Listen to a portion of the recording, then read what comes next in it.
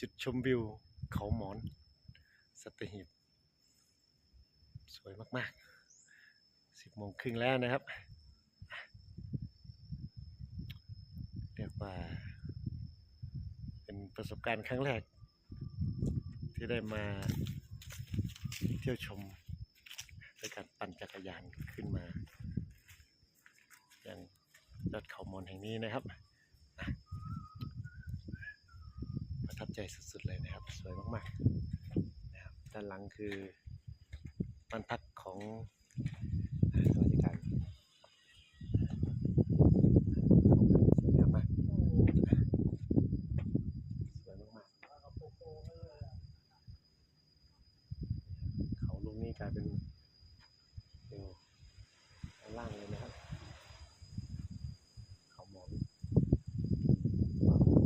สูงมากกว่านี่คือพื้นที่ที่เป็นจุดชมวิวอีก1